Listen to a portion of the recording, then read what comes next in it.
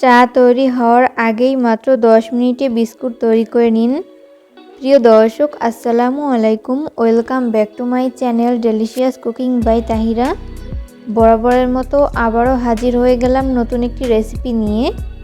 আজকের পর্বে আপনাদেরকে দারুণ মজার একটি বিস্কুটের রেসিপি তৈরি করে দেখাবো। আর এই বিস্কুটের রেসিপিটি একবার বাসায় তৈরি করলে কিন্তু বারবার সবাই এটাই খেতে চাইবে, এতটাই মজার হয়ে থাকে বিস্কুটের এই রেসিপিটি। বিস্কুট তৈরি করার জন্য প্রথমে একটা বোল নিয়েছি। এরপর এই বোলের মধ্যে ব্যবহার করব রুম টেম্পারেচারে থাকা একটা ডিম যদি ফ্রিজে থাকে সেক্ষেত্রে রুমের স্বাভাবিক তাপমাত্রা এনে তারপর ব্যবহার করতে হবে। এরপর ব্যবহার করব 3 টেবিল চামচ পরিমাণ চিনি। মিষ্টিটা স্বাদ অনুযায়ী বাড়িয়ে কমিয়ে অ্যাড করতে পারেন। এরপর ব্যবহার করব স্বাদ মতো লবণ। এরপর এই সমস্ত উপকরণগুলোকে ততক্ষণ বিট করে নিব যতক্ষণ না পর্যন্ত ডিম আর চিনি খুব ভালো মতো গলে মিশে যায়। তো বিট করতে করতে একটা পর্যায়ে দেখা যাবে যে ডিম আর চিনি খুব ভালো মতো গলে মিশে গেছে। এই পর্যায়ে আমি এর মধ্যে ব্যবহার করব 1 টেবিল চামচ পরিমাণ সয়াবিন তেল।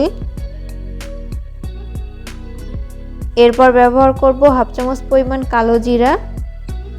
এরপর আবারও 1 মিনিটের মতো বিট করে নিব।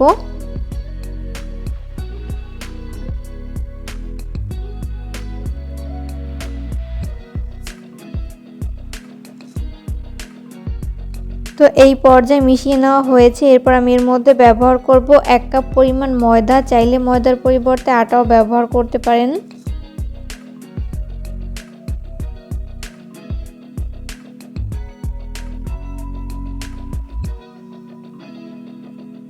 তো মেশাতে মেশাতে এরকম পারফেক্ট একটা ডো তৈরি করে নেওয়া হয়েছে। এরপর বিস্কুট তৈরি করার জন্য বোর্ডে সামান্য পরিমাণ সয়াবিন তেল দিয়ে দিচ্ছি। এরপর হাত দিয়ে এইভাবে তেল ছড়িয়ে দিতে হবে। এখানে অবশ্যই তেল ব্যবহার করতে হবে, ময়দা কিংবা আটার ডাস্ট ব্যবহার করা যাবে না।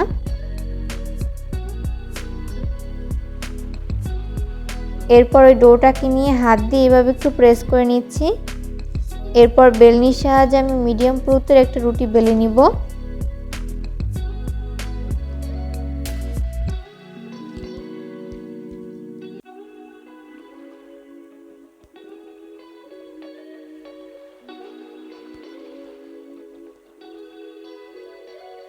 তো এই পর্যায়ে মিডিয়াম পুরুত্বের একটা রুটি বেলে নেওয়া হয়েছে। এরপর ছুরির সাহায্যে এইভাবে বিস্কুটের শেপ তৈরি করে নিচ্ছি। প্রথমে এইভাবে লম্বালম্বি করে কেটে নিচ্ছি। কাজটা আমি কিভাবে করছি সেটা আমার হাতের দিকে লক্ষ্য করলেই বুঝতে পারবেন। এগুলো আসলে বলে দেওয়ার মতো কিছু নেই, আপনাদেরকে দেখে বুঝে নিতে হবে। আর বিস্কুটগুলোকে আমি একটু ছোট শেপে তৈরি করে নিচ্ছি, আপনারা চাইলে বড় শেপেও তৈরি করে নিতে পারেন।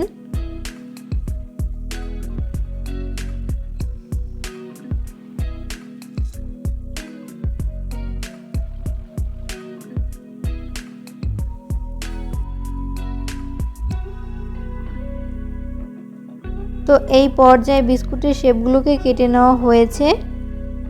এরপর আমি এগুলোকে ফ্রাই করে নিব।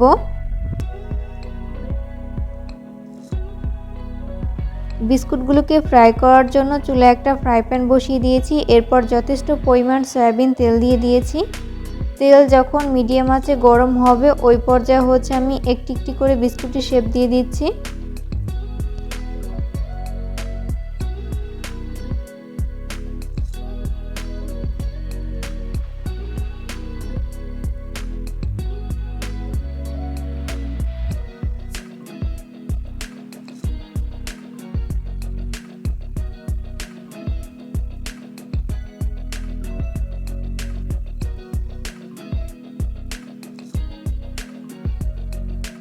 প্রথম ব্যাচে যতগুলো বিস্কুটের শেপ ধরে আমি ততগুলো দিয়ে দিয়েছি, বাকিগুলোকে পরের ব্যাচে ভেজে নিব। আর অবশ্যই চুলার আঁচ মিডিয়াম ফ্লেমে রেখে বিস্কুটগুলোকে ফ্রাই করে নিতে হবে, এতে করে দুই পাশ ভালো মতো কুকড হতে পারবে। কোনোভাবেই চুলার আঁচ হাই ফ্লেমে রেখে বিস্কুটগুলো ফ্রাই করা যাবে না, সেক্ষেত্রে উপর থেকে খুব দ্রুত কালার চলে আসবে, তবে ভেতরটা ভালো মতো কুকড হবে না, তাই লো আঁচে ভেজে নিতে হবে। বিস্কুটগুলো ফ্রাই করতে করতে যখন এক পাশ ভালো মতো ফ্রাই করে নেওয়া হবে ওই পর্যায়ে আমি উল্টে দিব অপর পাশটি ফ্রাই করে নেওয়ার জন্য।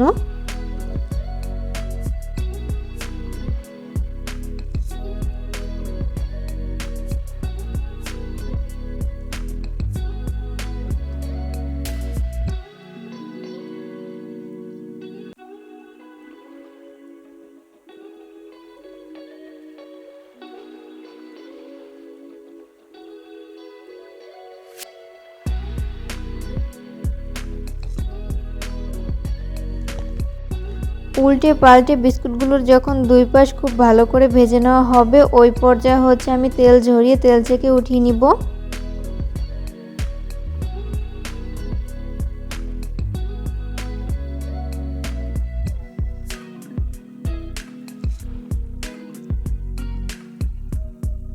সেমভাবে হচ্ছে আমি বাকি বিস্কুটগুলোকেও ভেজে নিব। তো এই পর্যায়ে আমার সবগুলো বিস্কুট ভেজে উঠিয়ে নেওয়া হয়েছে। আমি এগুলোকে একটা প্লেটে তুলে নিয়েছি। চেষ্টা করেছি রেসিপিটি সহজভাবে শেয়ার করতে। আশা করছি আজকের রেসিপিটি আপনাদের কাছে অনেক ভালো লেগেছে। রেসিপি ফলো করে অবশ্যই বাসায় ট্রাই করবেন, দেখবেন পরিবারের সবাই অনেক বেশি প্রশংসা করবে আর অনেক মজা করে খাবে। ভিডিও ভালো লাগলে অবশ্যই ফ্রেন্ডস অ্যান্ড ফ্যামিলিদের মাঝে শেয়ার করবেন। আর এইভাবে বিস্কুট তৈরি করে কোনো কাচের জারে ভরে কমপক্ষে 1 সপ্তাহের মতো সংরক্ষণ করে খেতে পারবেন। বাড়িতে যদি হঠাৎ মেহমান আসে তাহলে 10 মিনিটের মধ্যেই এই বিস্কুটগুলো তৈরি করে আপনারা পরিবেশন করতে পারেন। তো আমি একটা বিস্কুটের শেপ আপনাদেরকে ভেঙে শেয়ার করছি, যেটা কতটা পারফেক্ট হয়েছে। বাসায় ট্রাই না করলে বুঝতেই পারবেন না। আজকের পর্বে আপনাদেরকে 1 কাপ ময়দার সাথে একটি ডিম দিয়ে দারুণ মজাদার ইউনিক একটি নাস্তা রেসিপি তৈরি করে দেখাবো। আর এই নাস্তা রেসিপিটি একবার বাসায় তৈরি করে কাউকে খাওয়ালে বারবার সবাই এটাই খেতে চাইবে, এতটাই মজার হয়ে থাকে এই নাস্তার আইটেমটি। ঝটপট বিকালের নাস্তায় চায়ের সাথে এই নাস্তা আইটেমটি তৈরি করে পুরো পরিবারের মন জয় করে নিতে পারবেন। তো নাস্তা তৈরি করার জন্য প্রথমে একটা মিক্সিং বোল নিয়েছি। এরপর এই বোলের মধ্যে ব্যবহার করব মেজারমেন্ট কাপের 1 কাপ পরিমাণ ময়দা। চাইলে ময়দার পরিবর্তে আটাও ব্যবহার করতে পারেন। এরপর ব্যবহার করব 1 টেবিল চামচ পরিমাণ গুঁড়া দুধ, 2 টেবিল চামচ পরিমাণ চিনি ব্যবহার করছি। এরপর ব্যবহার করব স্বাদমতো লবণ। এরপর ব্যবহার করব 1/2 টেবিল চামচ পরিমাণ ইস্ট। এটা ইনস্ট্যান্ট অ্যাক্টিভ ড্রাই ইস্ট, এটা অলরেডি অ্যাক্টিভ ইস্ট, এটাকে অ্যাক্টিভ করার কোনোই দরকার নেই। এরপরে শুকনো উপকরণগুলোকে হাতের সাহায্যে একটু খুব ভালো করে মিশিয়ে নিব। একটু সময় নিয়ে খুব ভালো করে মিশিয়ে নিতে হবে। তো এই পর্যায়ে খুব ভালো করে মিশিয়ে নেওয়া হয়েছে। এরপর আমি এর মধ্যে ব্যবহার করব রুম টেম্পারেচারে থাকা একটা ডিম। ডিম যদি ফ্রিজে থাকে সেক্ষেত্রে রুমের স্বাভাবিক তাপমাত্রা এনে তারপর ব্যবহার করতে হবে। এরপর ব্যবহার করব 2 টেবিল চামচ পরিমাণ কুসুম গরম পানি। এরপর ডিম আর পানিটাকে খুব ভালো করে একটু মিশিয়ে নিব। তো মিশিয়ে নেওয়া হয়েছে। এরপর ময়দার সাথে খুব ভালো করে মিশিয়ে নিব। আর এখানে অবশ্যই কুসুম গরম পানি ব্যবহার করতে হবে।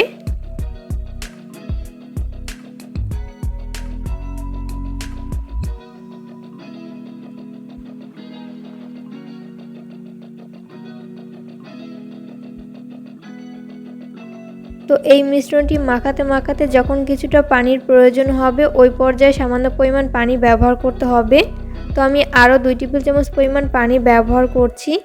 টোটাল আমি এখানে 1/4 কাপ পরিমাণ অর্থাৎ 4 টেবিল চামচ পরিমাণ পানি ব্যবহার করেছি। তো আপনাদের কম বা বেশি পানি লাগতে পারে। তো মেশাতে মেশাতে এরকম পারফেক্ট একটা ডো কিন্তু তৈরি করে নেওয়া হয়েছে।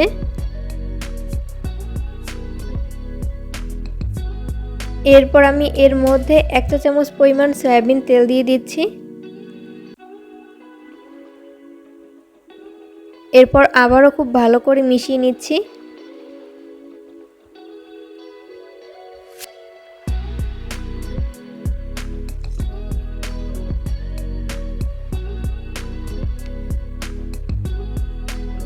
তো এই পর্যায়ে ডোটি খুব ভালো করে মথে নেওয়া হয়েছে। এরপর ঢাকনা লাগিয়ে আমি 10 মিনিটের জন্য ঢেকে রেখে দিব। তো 10 মিনিট পরে হচ্ছে আমি ঢাকনা উঠিয়ে নিচ্ছি। এরপর এই মিশ্রণটিকে আমি আরও কিছুক্ষণের জন্য মথে নিব। যত ভালো মথা হবে নাস্তার শেপগুলো ততই পারফেক্ট হবে, তাই একটু সময় নিয়ে ভালো করে মথে নিতে হবে। তো মথে নেওয়া হয়েছে। এরপর যে কয়টা নাস্তা তৈরি করে নিব ওইভাবে ভাগ করে নিয়েছি। এরপর হাতে সামান্য পরিমাণ সয়াবিন তেল মেখে এখান থেকে একটা ডো নিয়ে আমি নাস্তার শেপ তৈরি করে নিচ্ছি। কাজটা আমি কিভাবে করছি সেটা আমার হাতের দিকে লক্ষ্য করলেই বুঝতে পারবেন। এগুলো আসলে বলে দেওয়ার মতো কিছু নেই, আপনাদেরকে দেখে বুঝে নিতে হবে। তো আমি নাস্তার শেপগুলোকে এইভাবে গোলাকার শেপ দিয়ে নিচ্ছি। আপনারা চাইলে অন্য কোনো শেপও তৈরি করে নিতে পারেন। তো এই পর্যায়ে আমার একটি নাস্তা শেপ তৈরি করে নেওয়া হয়েছে। আপনাদের বোঝার সুবিধার্থে আমি আরও একটি নাস্তা শেপ তৈরি করে দেখিয়ে দিচ্ছি। তৈরি করার প্রসেস কিন্তু খুবই ইজি, যে কেউ খুব সহজে তৈরি করে নিতে পারবেন।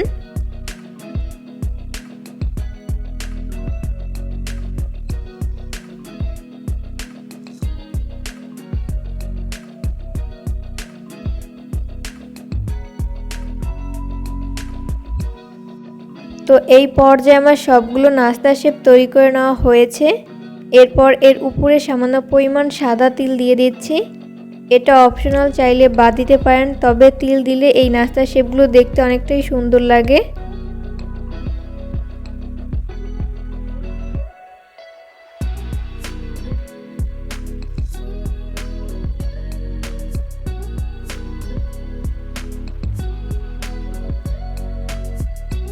তো এই পর্যায়ে এই নাস্তার শেপগুলোকে আমি ভেজে নিব। ওই জন্য চুলায় একটা ফ্রাই প্যান বসিয়ে দিয়েছি। এরপর যথেষ্ট পরিমাণ সয়াবিন তেল দিয়ে দিয়েছি।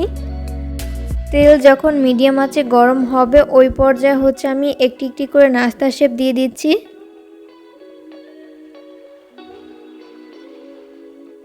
তো সবগুলো নাস্তার শেপ দিয়ে দেওয়া হয়েছে। এরপর চুলার আঁচ মিডিয়াম ফ্লেমে রেখে নাস্তার শেপগুলোকে ভেজে নিতে হবে। 2 মিনিট পরে যখন নাস্তাগুলোর এক পাশ ফ্রাই করে নেওয়া হবে ওই পর্যায়ে আমি উল্টে দিব অপর পাশটি ফ্রাই করে নেওয়ার জন্য। আর অবশ্যই চুলার আঁচ মিডিয়াম ফ্লেমে রেখে নাস্তার শেপগুলোকে ভেজে নিতে হবে, এতে করে দুই পাশ ভালো মতো কুক হতে পারবে।